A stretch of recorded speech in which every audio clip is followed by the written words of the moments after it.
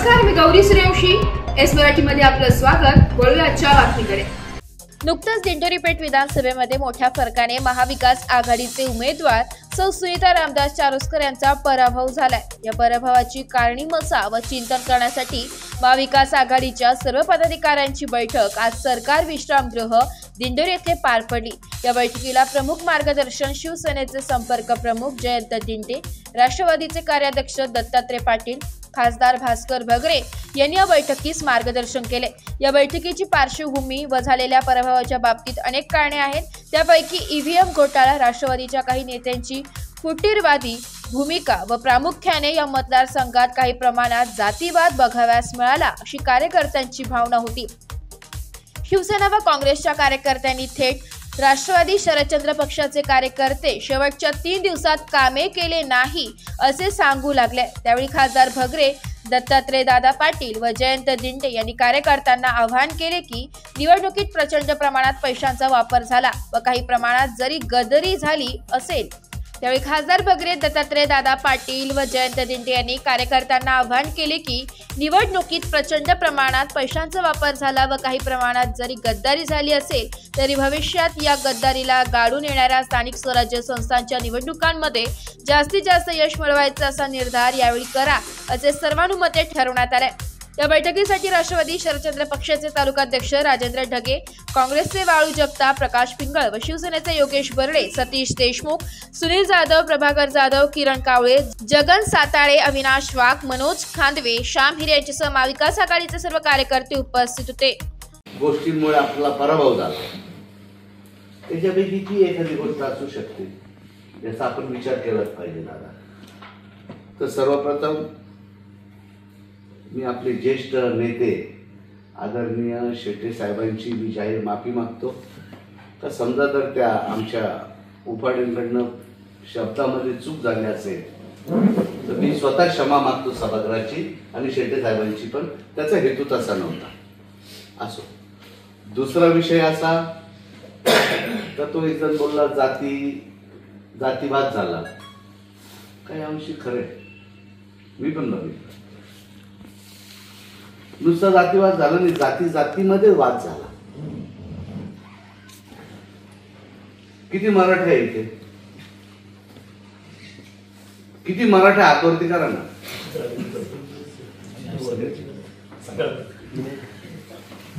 आदिवासी किती आहे, म्हणजे हिंदू महादेव कोळी किती आहे,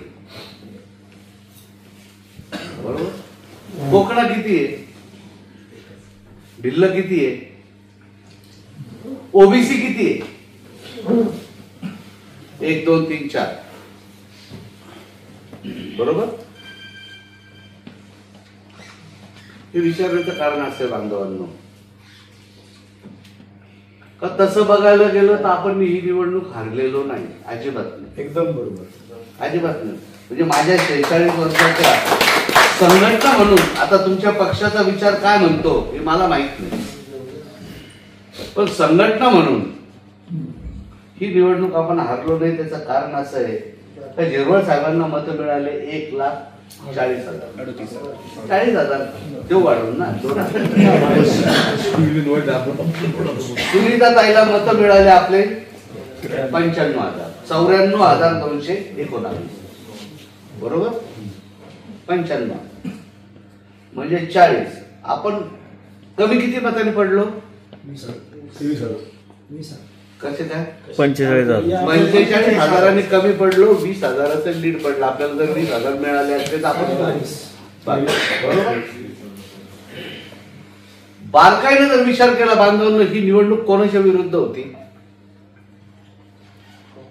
सभापती भारतीय जनता पार्टी आणि त्याच्या अंतर्गत असलेल्या महायुती, ज्यांनी छत्रपती शिवाजी महाराजांचं स्थापन केलेलं राज्य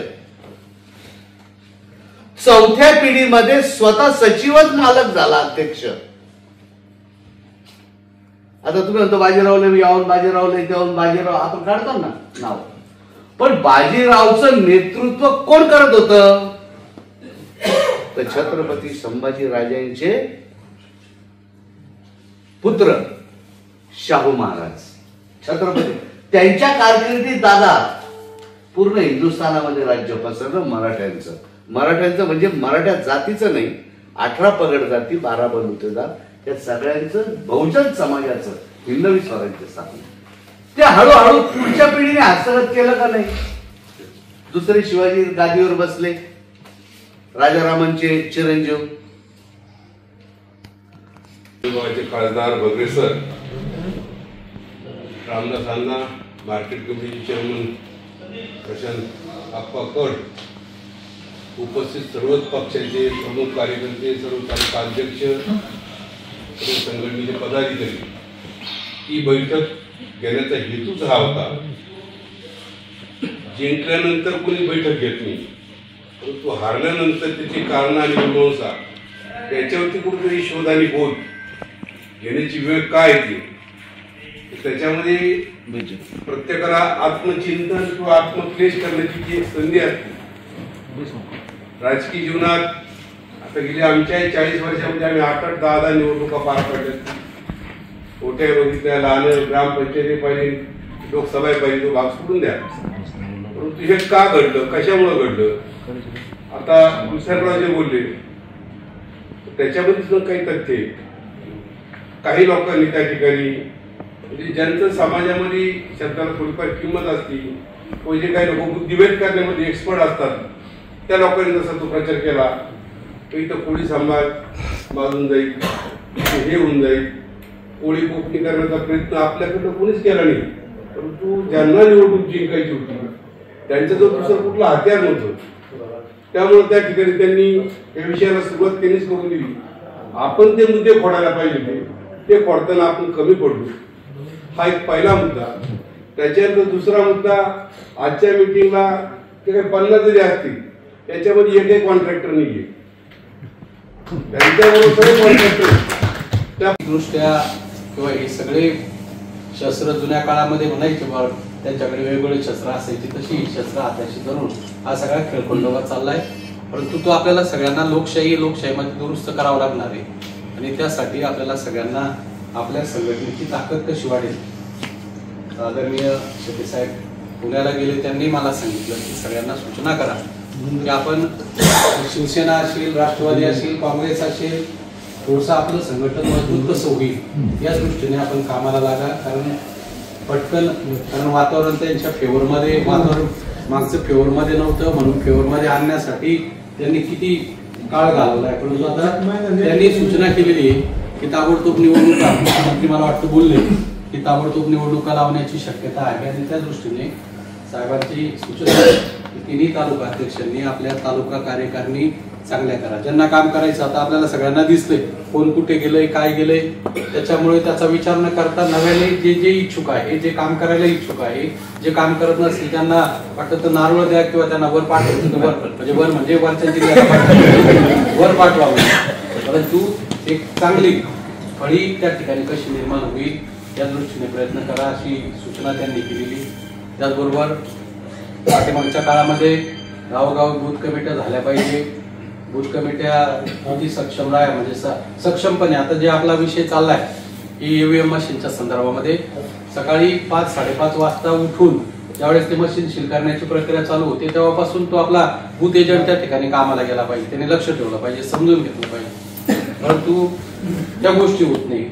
किंवा तो म्हणजे मतदान सील करता, म्हणजे मतपेटी सील करताना आणि शेवटी मतदान झाल्यानंतर ती प्रक्रिया करून 1700चा फॉर्म घेईपर्यंत या सगळ्या गोष्टी जागरूकपणे आपण बघितल्या पाहिजे, ते होत नाही. किंवा मतदारांचं कुठे मतदार आहे, काय आहे, अडीअडचणी काय आहे, या सगळ्या गोष्टी तर व्यवस्थितपणे जाणून घेण्यासाठी बूथ कमिट्या सक्षम होतात. आणि आता तर आपण लोकसभेला बरोबर होतो, विधानसभेला बरोबर होतो आणि येणाऱ्या जिल्हा परिषद पंचायत समिती निवडणुकीमध्ये सुद्धा आपण बरोबर राहणार आहे. दादा आहे, भाऊ आहे, शेट्टी साहेब आहे, या सगळ्यांच्या मार्गदर्शनाखाली तिकडे काय व्हायचं ते होईल.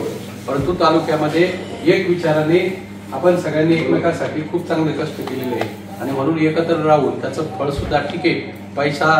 पैशा पुढे आपण सगळे हारलो, परंतु सगळ्या निवडणुका काय पैशावर येतात असं नाहीये. आणि त्यामुळे थोडंसं आपण मनाचा खचलेलापणा हा थोडासा दूर करा. आता त्या गोष्टीवर फार चर्चा करण्यापेक्षा आता आपल्याला नव्याने काय करायचं या गोष्टी आपण सगळ्यांनी लक्ष द्यावं अशी अपेक्षा या निमित्ताने करतो. आपले गावागावातले हेवे दावे आपण जसं लोकसभेला विधानसभेला बाजूला ठेवले त्याच पद्धतीने जिल्हा परिषदला सुद्धा आता थोडंसं कंबर कसा, कारण जिल्हा परिषद पंचायत समिती ही शेवटी फार महत्वाची आहे. कारण पंचायत समितीमध्ये मी काम केले. पंचायत समिती शेवटी येणाऱ्या योजना आमदार खासदार यांनी योजना राबवायच्या तर पंचायत समिती जिल्हा परिषद हाच मार्ग आहे. आणि त्या ठिकाणी जर आपली चांगली कार्यकर्त्यांना संधी जर मिळाली, मग अशी यांनी सांगितलं की आयात उमेदवार आता आयात उमेदवार करण्याची काही आपल्याला आवश्यकता नाही. ठीक आहे, त्यावेळेस कधीतरी झाला असेल, परंतु आता अलीकडे तर मला नाही वाटत दादा असं कधी आपल्याकडे झालंय. आणि जर होत असेल तर त्याला रोखण्याचं काम बघून दादा करतीलच किंवा आपणही त्यावेळेस सूचना करू. परंतु ज्या त्या भागातला जो उमेदवार असेल. Bureau report S Marathi news Dindori. अशाच नवीन ताज्या घडामोडी जाणून घेण्यासाठी आमच्या एस मराठी न्यूज चॅनलला लाईक करा, शेअर करा, सबस्क्राईब करा आणि बेल आयकॉनला क्लिक करायला विसरू नका.